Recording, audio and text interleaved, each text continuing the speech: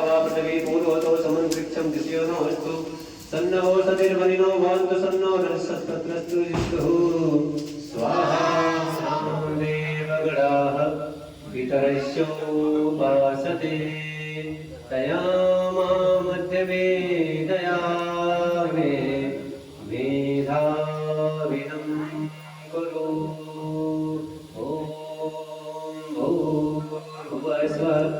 तत्सवितुर्वरेण्यं भर्गो देवस्य धीमहि धियो यो नः प्रचोदयात् ॐ शान्तिः शान्तिः शान्तिः।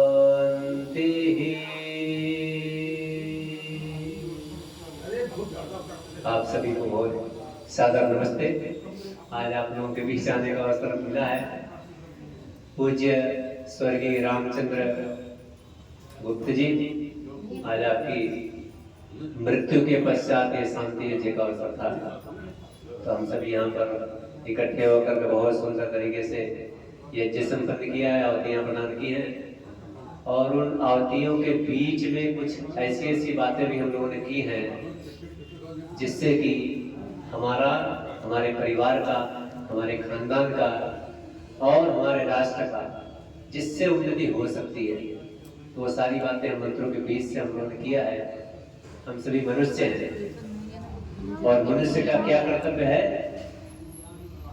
मनुष्य इस संसार का सबसे श्रेष्ठ प्राणी क्यों है? क्योंकि इस संसार को स्वर्ग बनाने की जिम्मेदारी किसकी है? मनुष्य की है। और मनुष्य थोड़ी देर बातचीत नहीं करेंगे तो ठीक रहेगा। मेरी बातचीत सुनिए और विचारों के साथ एक होइए, जिससे कि अभी छोटा सा हम स्वर्ग बना रहे हैं ये बैठे बैठे। स्वर्ग क्या होता है? स्वर्ग जहां सुख होता है वही स्वर्ग होता है, ठीक है? स्वर्ग क्या होता है? दुख विशेष का नाम नरक है और सुख विशेष का नाम, आप लोग को स्वर्ग लग रहा है, यहाँ पर सुख लग रहा है। मेरा गीत छूटा जा रहा था 5 साल 6 साल पहले हुआ था, बोले कि तुम गीत रह ही गया। अच्छा वो गीत रह गया तो इसी चक्कर में हमारी रिकॉर्डिंग में थोड़ी हो जा रही, तो रिकॉर्डिंग नहीं होती उसमें शायद इस तरह से जैसे हो रही है। सुख विशेष का नाम क्या है? स्वर्ग है। और दुख विशेष का नाम, थोड़ा सा और उसको फैलाइएगा तो सुख मतलब जहां पर समृद्धि हो, धन संपत्ति रुपए पैसे जो भी आपको चाहिए जीवन जीने के लिए वो सब आपके पास हो, संपत्ति हो, समृद्धि हो, शांति हो, ठीक है? क्या हो? पैसा तो घर में खूब है, संपत्ति घर में खूब है, गाड़ियां 4-4 है लेकिन आपस में पटती, चारों भाइयों के पास कार है लेकिन आपस में बोलचाल, उस संपत्ति का क्या करेंगे? घर में ठीक से खाने को नहीं है लेकिन चारों भाई एक साथ रहते हैं,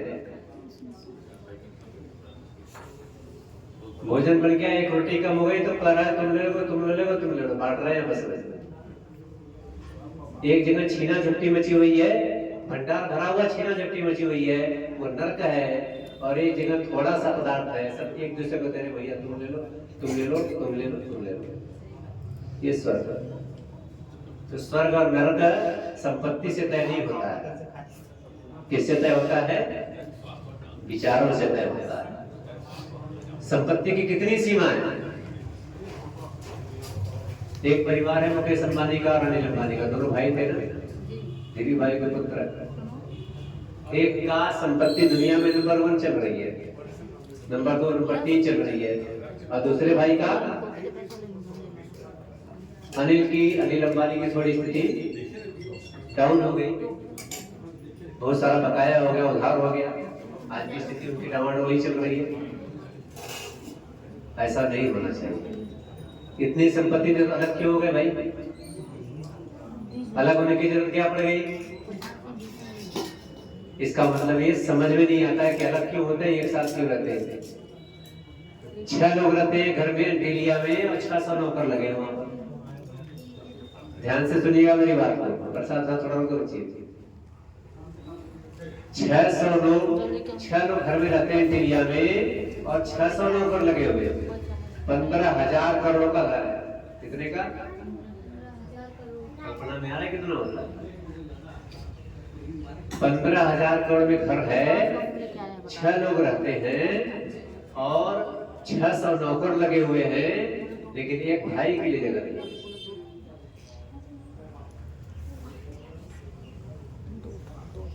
इस तरह से स्वर्ग नहीं बनेगा।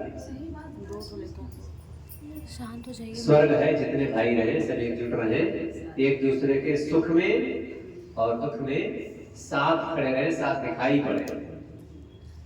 कार्यक्रम होता तो एक दूसरे के आना जाना होता है, लेकिन दुनिया की नजर में पता है कि आप लोग अलग रहते हैं। 600 नौकरों से खराब स्थिति कर दिया भाई।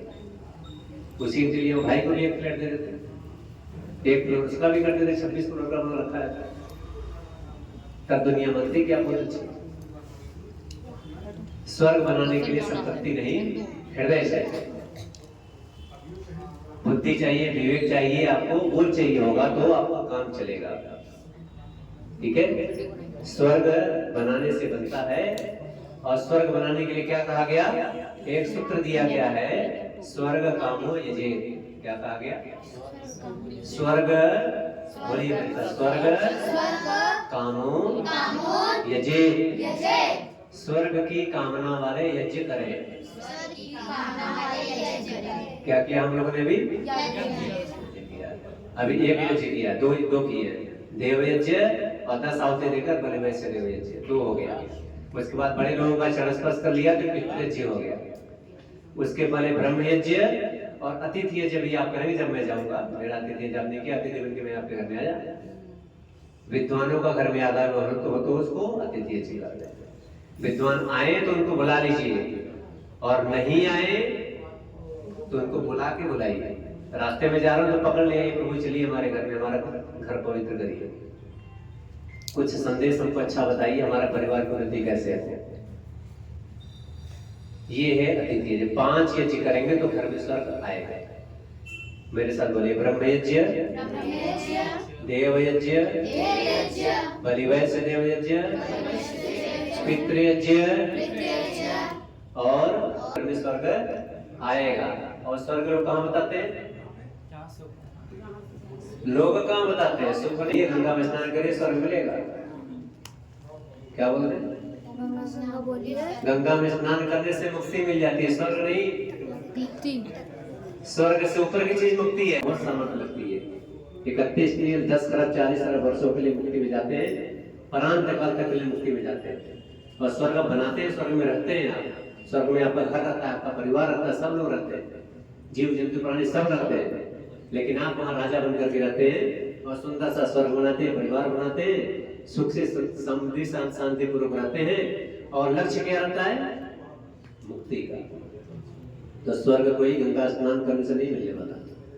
गंगा स्नान करने जाइए, बहुत अच्छी बात है, लेकिन वहां नहाने से अगर स्वर्ग मिल जाए तो महर्षि मनु का सूत्र का क्या करें? दीर्घात्राणि शुद्धति, मनः सत्य शुद्धति, विद्या तपो भयाम भूतात्मा बुद्धि ज्ञान शुद्धति।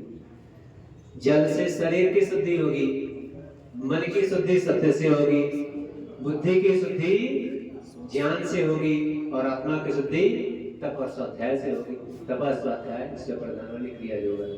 सूत्र दिया महर्षि पतंजलि ने। तो एक लोग कह रहे हैं कि स्वर्ग में जाना है तो आपको गंगा स्नान कर लीजिए। एक खुराफाती लोग धर्मासनों में वो कह रहे हैं कि अल्लाह के नाम पर आप श्रद्धा से सजदा कर दिए, आपको मिलेगा जन्नत। स्वर्ग में जन्नत एक ही होता है, अलग अलग होता है?